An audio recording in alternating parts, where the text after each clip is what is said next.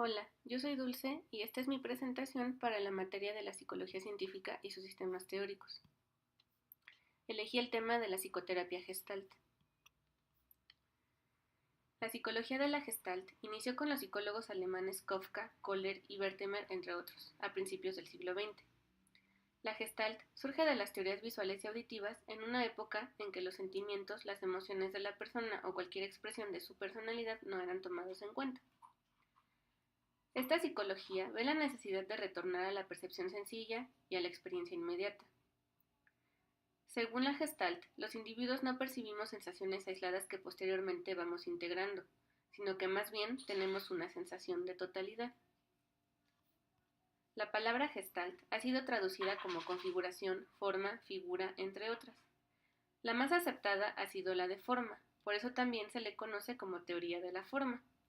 Su idea principal es expresar totalidad, y expresaría su significado como la experiencia tal y como se le da al observador de un modo directo, según Kohler, Kafka y Sander. Frederick Perls introdujo el concepto de motivación en la percepción de la teoría de la Gestalt, dando lugar a la psicoterapia gestáltica. A partir de este momento, podemos decir que la Gestalt dejó de ser una teoría o psicología de la percepción para transformarse en una terapia, y luego en una filosofía de vida. Perls fue el primero en hacer un intento serio y profundo de integrar estos dos conceptos, cuerpo y psique, que durante tanto tiempo habían sido estudiados y tratados por separado. Según sus palabras, es la organización de hechos, percepciones y conductas lo que los define y lo que los da su significado específico y particular. El holismo es un principio de la terapia gestáltica y afirma que toda la naturaleza es un campo unificado. Siendo el hombre parte de la naturaleza, se encuentra en unión consigo mismo, con sus condiciones, manifestaciones sociales y culturales, formando un todo. La terapia gestáltica se sirve básicamente de la psicología de la Gestalt, del psicoanálisis y de la filosofía existencial europea, así como de las religiones asiáticas y otras que veremos a continuación. La influencia del psicoanálisis era inevitable y queda patente en sus ideas en la reformulación que hace de los mecanismos de defensa y el trabajo con los sueños. Perls consideraba que los descubrimientos de Freud tenían gran valor, pero veía obsoletos los aspectos filosóficos y técnicos de su terapia. Al existencialismo le debe la psicoterapia gestáltica puntos de vista nuevos y creativos sobre la autoridad, la experiencia directa y participante y la aplicación de principios psicoterapéuticos al desarrollo personal del individuo. El principio básico del existencialismo es el de que una persona debe responsabilizarse de su propia existencia. De aquí deviene en parte una de las frases básicas de la Gestalt.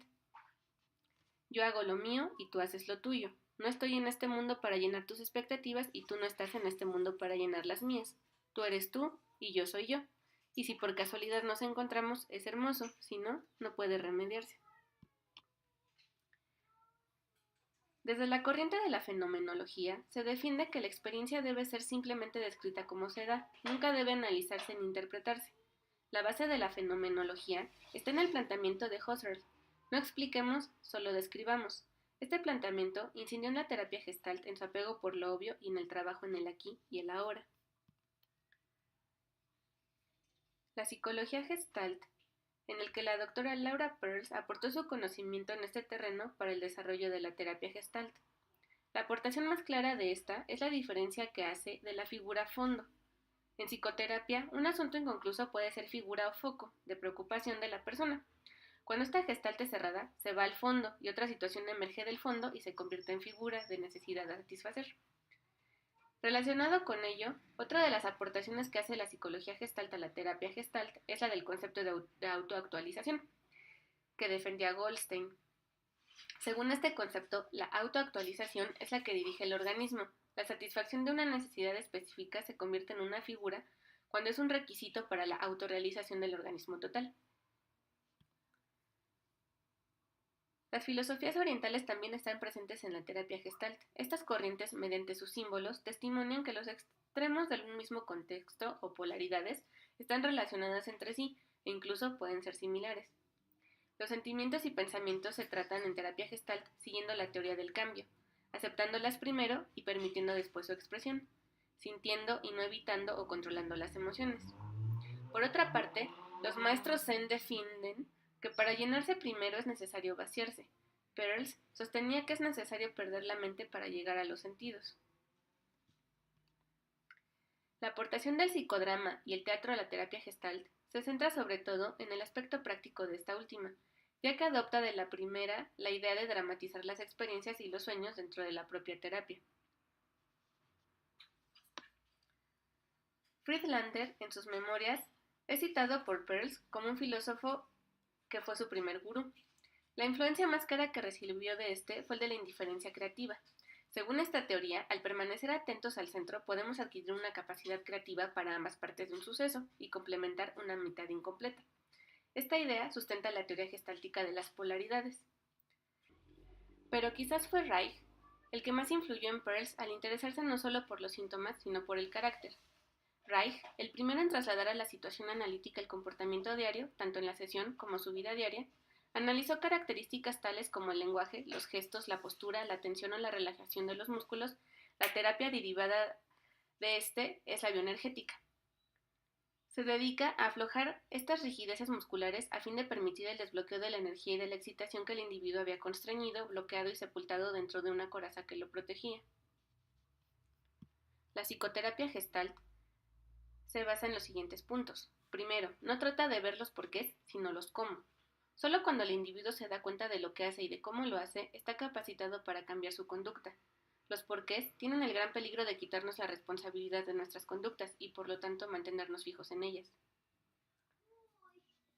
Peirce identifica el proceso homeostático con el proceso de autorregulación, que es el proceso mediante el cual el organismo interactúa con el ambiente para equilibrarse. El organismo tiene multitud de necesidades. Estas necesidades, las fisiológicas y las psicológicas, no se pueden separar, ya que cada una contiene elementos de la otra. El darse cuenta, el awareness en inglés, consiste en que el paciente se da cuenta a través de un insight de lo que está sintiendo, pensando o haciendo. Para cambiar una conducta es imprescindible tomar plena conciencia de cuál es la función que cumple en nuestra vida. El darse cuenta es la capacidad que tiene todo ser humano para percibir lo que está sucediendo dentro de sí mismo y el mundo que lo rodea. Dentro de la experiencia se puede distinguir tres tipos de darse cuenta. Darse cuenta del sí mismo o del mundo interior, darse cuenta del mundo exterior o darse cuenta de la zona intermedia o zona de la fantasía. La terapia gestáltica logra sus objetivos a través de técnicas o juegos empleadas en forma individual o grupal, poniendo siempre énfasis en las emociones y sensaciones del cuerpo para permitir la autorregulación de las personas. Las reglas que se usan en Gestalt no son órdenes, sino enunciados que se dan y que permiten unificar el pensamiento y los sentimientos. Son los medios más eficaces para sacar a relucir las resistencias, promover el darse cuenta, es decir, que tienen valor de choque, y sirven para demostrar al sujeto cuán sutiles son las formas con las cuales evita experimentarse plenamente a sí mismo. Claudio Naranjo, en la vieja y novísima Gestalt, al citar las técnicas gestálticas las distingue en tres tipos: técnicas expresivas, técnicas supresivas y técnicas de integración. La idea del aquí y el ahora, de la experiencia inmediata y presente, es uno de los principios más importantes y a la vez más difíciles de mantener en la terapia gestáltica, ya que los pacientes tienden a hablar del pasado o de sus experiencias como algo histórico. Con el fin de fomentar la conciencia del ahora, se les pide que se comuniquen en tiempo presente, para que se les haga las siguientes preguntas. ¿Qué está pasando ahora en ti? ¿De qué tienes conciencia ahora? ¿Qué estás sintiendo en este instante? ¿Qué necesidad sientes? ¿Qué está surgiendo en ti en este momento? Así se puede promover intercambios en el aquí y el ahora entre los miembros del grupo. Esto no significa que no tenga importancia el material pasado y recordado por el paciente. Lo que se trata es de incorporar ese material a la experiencia presente y cuando surge se le pide que lo haga y lo exprese como si estuviera pasando en ese momento. El yo y tú. Con este principio o regla se trata de expresar en forma clara la idea de que la verdadera comunicación solo se da cuando el emisor y el receptor se dirigen el uno al otro, mirándose directamente y expresándose abiertamente lo que sienten. Al preguntarle a quién se dirige y pedirle que se lo diga directamente a la persona con la que está hablando, se le facilita el enfrentar su evitación y se promueve el envío de mensajes directamente al receptor, abriendo de esta forma nuevas vías de comunicación. El lenguaje personal.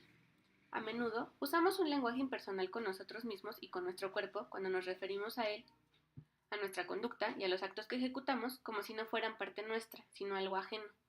Así, por ejemplo, podemos decir tengo un temblor, estoy llorando, me estoy quejando. Esta regla tan sencilla hace que el sujeto se convierta en un agente activo en lugar de un ser pasivo al que le ocurren las cosas. Incluso Peirce va más lejos en este tomar responsabilidad de nosotros mismos y añade, yo me hago temblar, yo me provoco el llanto. El lenguaje impersonal nos despersonaliza y nos quita responsabilidad en nuestros actos, acciones y sentimientos. Lo usamos cuando evitamos utilizar el yo y en su lugar usamos el sé, por ejemplo, cuando decimos se piensa que en lugar de yo pienso que. El continuo de conciencia. Es lo que se conoce en Gestalt como el cómo de la experiencia y es fundamental de la psicoterapia gestáltica. En lugar de poner el acento en por qué de la conducta, se pone el acento en el qué y el cómo. Así se le pregunta al paciente, ¿qué estás sintiendo ahora? ¿Cómo te sientes? ¿Dónde lo sientes? De esta manera, la persona toma conciencia de sus sentimientos corporales, sensaciones y percepciones, ya que es lo único que sabemos seguro. No murmurar. Esta regla tiene la finalidad de fomentar la expresión directa de lo que somos o decimos de otras personas, impidiendo que se produzca la murmuración, en especial cuando ellas están presentes. El murmurar se da cuando estando presente la persona de la que estamos diciendo cosas, no nos dirigimos a ella, sino que evitamos el contacto directo hablando o dirigiéndonos a alguien más, mientras que actuamos como si el objeto de nuestra murmuración no estuviera ahí. Hacer preguntas. A menudo las personas, alumnos y pacientes, formulamos preguntas como manera de conseguir atención o para que nos den algo, ya sea información, consideración o alimento intelectual. Es evidente que la persona que pregunta de alguna manera está diciendo dame, dime, muéstrame y a menudo, si nos escuchan con atención, vemos que no necesitamos realmente la información. Incluso esta petición puede indicar pereza o pasividad. En este caso, el terapeuta le puede decir que rehaga su pregunta y la convierte en una afirmación. De esta manera, a la vez que el individuo se hace responsable de lo que hay detrás de cada pregunta, él mismo y por sí mismo puede encontrar sus propias respuestas. El sí, pero es una fórmula que se usa a menudo y que tiene como objetivo evitar el compromiso y la responsabilidad. Peirce decía que el sí, pero tiene que ser transformado en sí y. Por ejemplo, si alguien dice, quiero ir al cine, pero no puedo porque tengo un examen, la respuesta adecuada sería, quiero ir al cine contigo y elijo quedarme a estudiar el examen. Esta sencilla fórmula me devuelve el poder para hacer mis elecciones y responsabilizarme de ellas. El sí pero solo sirve para echarle la culpa a algo o a alguien externo a mí, cuando en realidad soy yo quien elijo hacer una cosa u otra. La silla vacía es una de las técnicas por excelencia de la terapia gestáltica. Consiste en hacer dialogar a las distintas partes que se oponen en el individuo y en poner en contacto a aquellas otras que negamos o rechazamos. También puede desarrollarse el diálogo entre el paciente y alguna persona significativa para él. Por medio de este juego, el paciente va adquiriendo la habilidad no solo de reincorporar partes suyas proyectadas en los otros, sino también la capacidad de ponerse en el lugar del otro. Hacer la ronda. Cuando el paciente ha expresado un sentimiento que el terapeuta cree que es significativo o importante para el propio paciente, hace que lo repita frente a cada uno de los componentes del grupo. De esta forma, el sujeto experimenta la expresión de ese sentimiento de forma más variada y la confronta con los miembros del grupo en el que emergió ese sentimiento. Así, es como el paciente puede darse cuenta de lo que va sintiendo a medida que va expresando dicho sentimiento, y si lo siente como auténtico o no, y si lo siente solamente frente a alguno de los componentes del grupo, pero no de los demás, y si se da cuenta de esta diferencia. Asunto pendiente. Los asuntos pendientes son aquellos sentimientos y emociones no resueltos, que no han podido ser expresados porque la persona no se ha atrevido o no ha tenido oportunidad de hacerlo en cuanto surgió o tomó conciencia de eso. Durante la psicoterapia, cada vez que se logra identificar uno de estos asuntos pendientes, el terapeuta le pide al paciente que trate de completarlo. Esto se puede hacer a través de un encuentro con dicha persona, para lo que se utiliza la técnica de la silla vacía, o en cualquier caso, el paciente debe expresar abiertamente aquellos sentimientos que no se atrevió a expresar en otro tiempo por evitar sentir dolor, miedo, soledad o vacío. Me hago responsable. Este juego se basa en algunos de los elementos en el continuo de conciencia, pero en él todas las percepciones se consideran actos. Por ejemplo, cuando un sujeto expresa algo que le está sucediendo, se le puede decir que añada a esa percepción, y me hago cargo de ello. Resulta así. Me doy cuenta de que estoy estresado y enojado y me hago responsable de ello. Me doy cuenta de que estoy contento pero intranquilo y me hago responsable de ello. Con esta fórmula, el paciente deja de echar la culpa al mundo de sus estados y tiene la oportunidad de hacer algo por sí mismo para cambiar o disminuir sus consecuencias. El juego de las proyecciones. Ocurre muchas veces que consideramos algunas percepciones como reales, pero no son más que proyecciones. Así, un paciente le dice al terapeuta: no puedo confiar en usted, usted no me da confianza. Entonces, se le pide que represente a una persona poco digna de confianza. Esto sirve para descubrir su conflicto interno en este ámbito. Tras esto, se le puede preguntar si él no tiene también esos rasgos y si ha podido ver algo suyo reflejado en esa persona imitada. El juego de roles. Se le dice al paciente, que dice tener timidez o inhibiciones, que juegue el papel de exhibicionista. Si se trata de una persona que no hace valer sus derechos y que es delicada en exceso con la gente, se le pide que haga el papel de una persona egoísta y malvada. Con este juego tratamos de desarrollar la polaridad inhibida y así liberar la energía contenida en ella, ampliando y mejorando los recursos. Al meterse en esos papeles tan llenos de angustia para él, toma en contacto con una parte de sí mismo que había permanecido reprimida y oculta durante mucho tiempo, pero que suele ser portadora de una potente energía que hasta ese momento estaba bloqueada. El ritmo contacto retirada. La conducta es un proceso dinámico que va cambiando de acuerdo a las necesidades. No podemos estar en permanente actividad o en permanente pasividad. Toda persona en determinado momento tendrá necesidad de adaptarse al contacto. Esto en Gestalt no se considera como resistencia, sino como necesidad del organismo al contacto retirada. En consecuencia, cuando el paciente desea apartarse, se le dice que cierre los ojos y se vaya, en fantasía, a cualquier lugar o situación en la que se sienta seguro.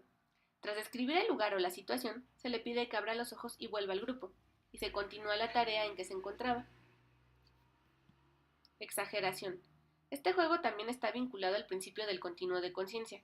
En numerosas ocasiones los movimientos o ademanes involuntarios parecen tener significado, pero esos movimientos pueden ser incompletos y no alcanzar un desarrollo total, y quedarse dentro del campo de la inconsciencia. Entonces se le pedirá al individuo que realice ese movimiento y que lo exagere si es preciso, tratando que se ponga de manifiesto el significado interno de dicho ademán puede tener. Sucede que a veces se le pide al paciente que exagere un ademán o un movimiento y se van asociando a él determinadas frases o emociones, haciéndose consciente algo que no pudo ser totalmente inhibido por la censura. Soslayamos la inhibición de la conciencia y facilitamos la apertura de los sentimientos asociados a esos gestos o ademanes. ¿Me permites que te dé una oración o señalizaciones? Cuando el terapeuta llega a la conclusión de que existe una cierta actitud y mensaje implícitos en lo que acaba de expresar el paciente, le pide que le permita que le dé una oración. Repítela a ver si te queda bien a ti y dísela a varios de los aquí presentes. Una vez que se acepta la propuesta, el paciente prueba a ver cuál es su reacción frente a ella mientras le va repitiendo a sus compañeros de grupo, y si le queda o no, es decir, si tiene sentido o no para él. Cuando este juego, el terapeuta trata de ver si sus observaciones sobre el paciente son certeras y le sirven para que el paciente pueda ampliar su conocimiento sobre sí mismo y de aquellos aspectos que tan a menudo pasan desapercibidos. Los sueños. La técnica consiste en pedirle primeramente al soñante que relate el sueño en forma presente, como si lo estuviera soñando en ese instante. Mediante este mecanismo, la persona se compenetra más con su sueño que si habla simplemente acerca de él. A continuación, se trata de situar el sueño en el espacio, distribuyendo las diferentes partes que lo componen como si estuviera representado en un escenario. Así, el sueño se convierte en una experiencia nueva viva que le permite a la persona adquirir un mayor compromiso con lo que le está pasando. Peirce evita toda interpretación sustituyéndola por dar a la persona la posibilidad de descubrirse a través de sus proyecciones y de realimentar otras condiciones más satisfactorias.